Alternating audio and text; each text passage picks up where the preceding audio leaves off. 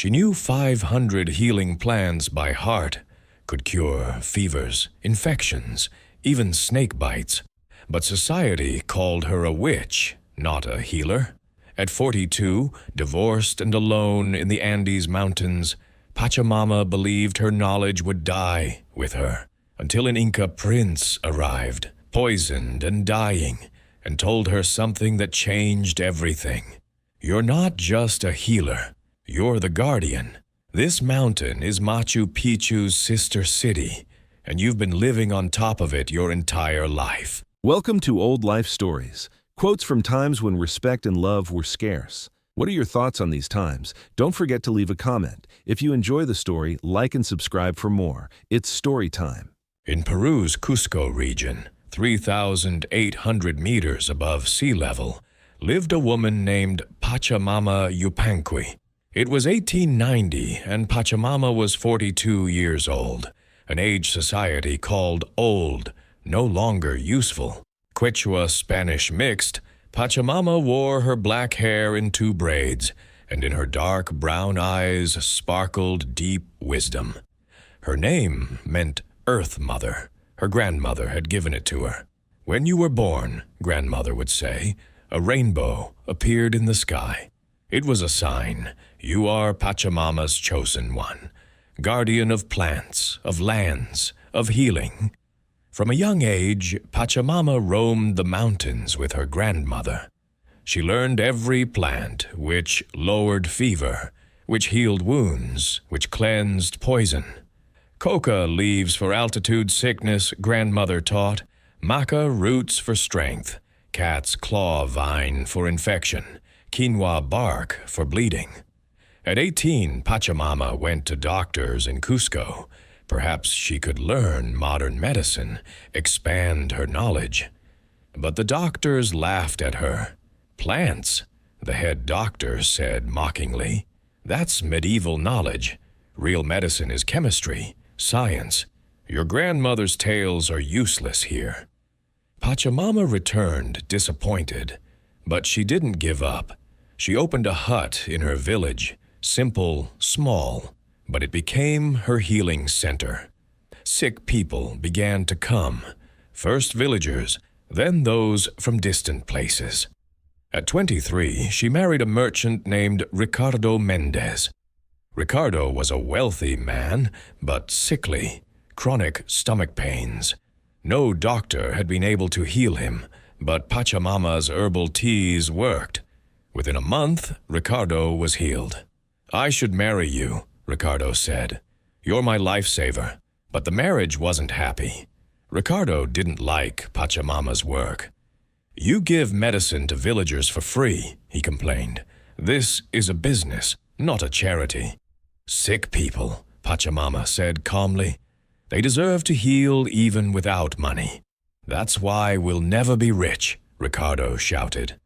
10 years later, Ricardo ran away with a young woman, healthy, cheerful, someone without Pachamama's plant knowledge. The divorce papers came cold and official.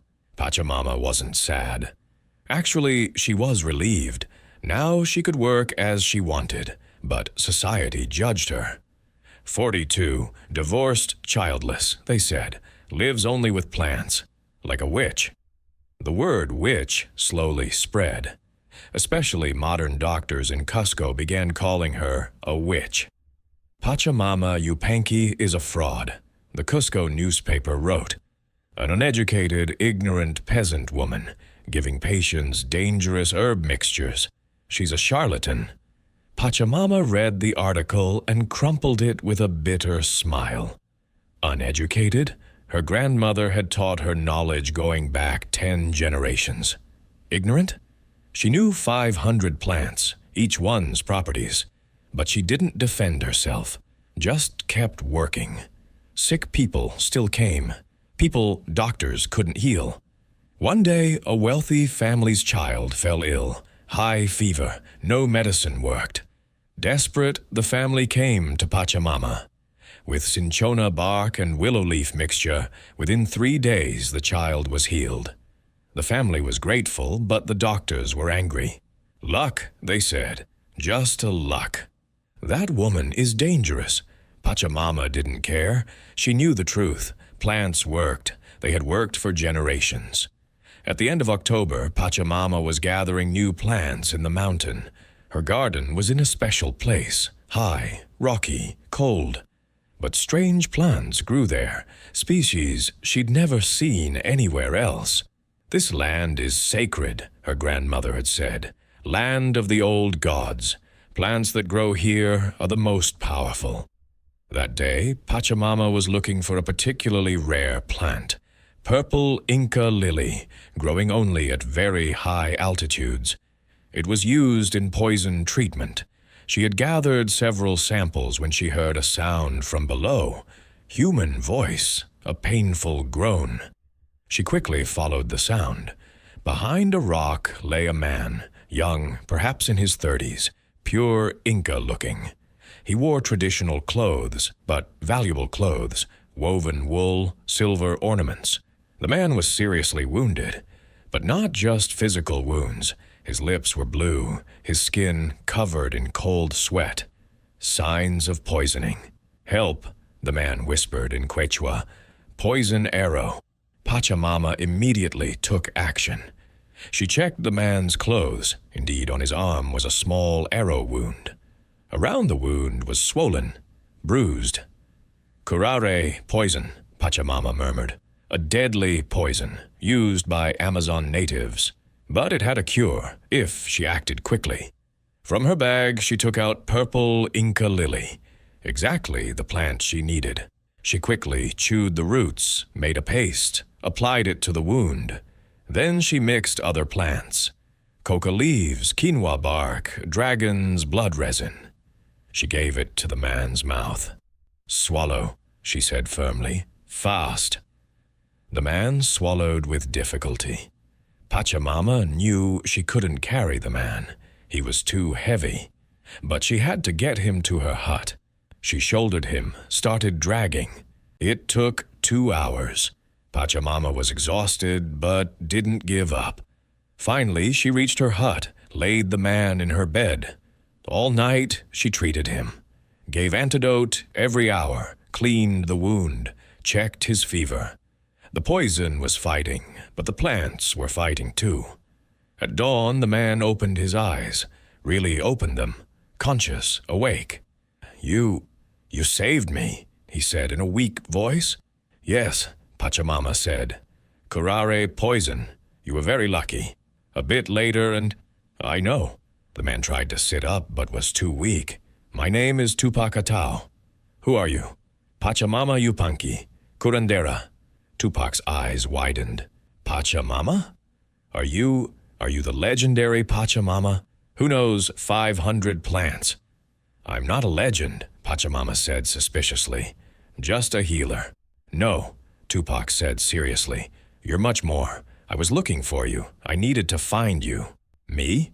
Why?" Tupac took a deep breath. "Because you're the guardian. But you don't know it yet." "Guardian of what?" "This mountain, this land, these plants." Tupac looked around. "This place.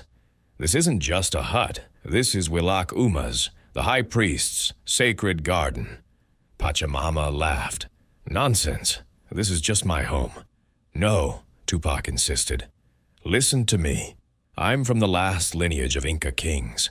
My grandfathers told me, when the Spanish came, the high priest hid the most sacred plants, the emperor's personal pharmacy, plants grown only for royalty. Here, on this mountain, he hid them. But that was centuries ago, and every generation a guardian was chosen. Usually women, curanderas, healers, those who preserve knowledge. Your grandmother was a guardian. Before her, her grandmother. And now it's you." Pachamama shook her head. This is incredible. There's no proof." "Proof?" Tupac smiled. "Look at your garden. What do you grow there?" Pachamama thought. "Various plants. Most don't grow anywhere else. I suppose the soil is special." "Not the soil. What's under the soil? Come, I'll show you." A few days later, when Tupac had recovered enough, he took Pachamama to the garden. Here, he said, pointing to a specific spot. Dig. Pachamama dug. 1/2 meter deep, she found something, a stone slab with Inca glyphs on it. Read it, Tupac said. Pachamama couldn't read it. She didn't know Inca writing, but Tupac read, Sacred Garden of Willak-Uma, under Inti's protection. Only chosen guardians may enter. Tupac lifted the slab. Underneath was a narrow passage descending down. Come, he said. They descended together. The passage opened into a chamber, stone walls, jade ornaments, and in the center of the chamber, a garden. But an underground garden. Sunlight came through a filtered system from above. And the plants. Pachamama had never seen such plants in her life. These are, she stammered. The Emperor's personal plants, Tupac said. Only for royalty.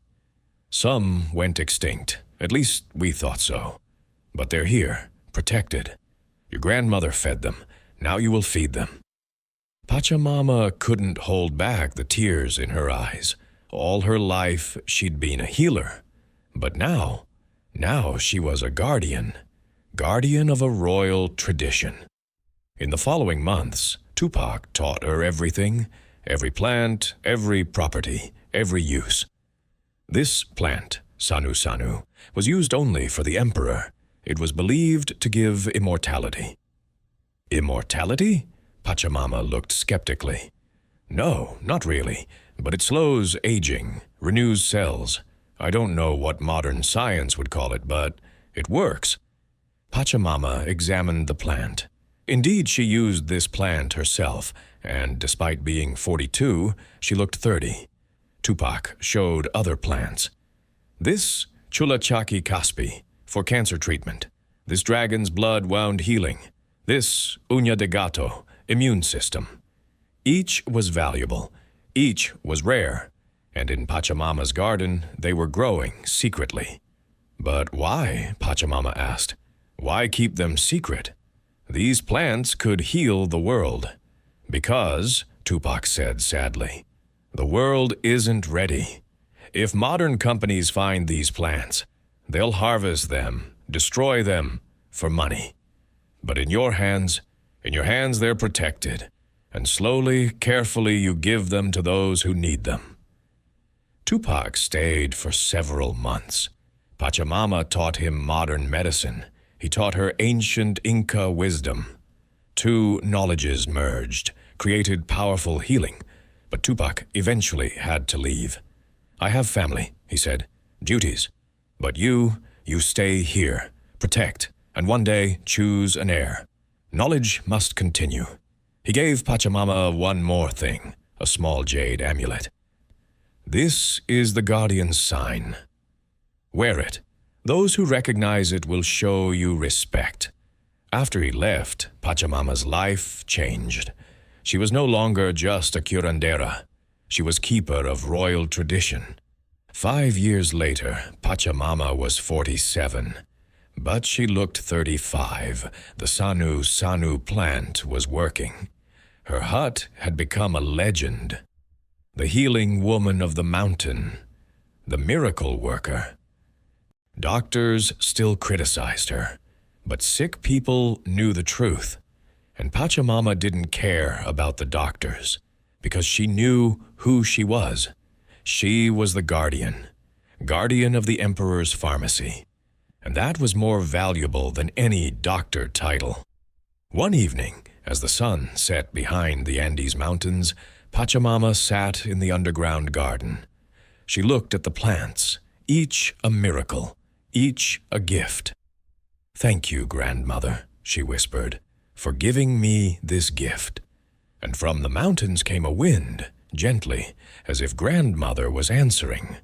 Sometimes the women society calls witches are actually the most sacred guardians.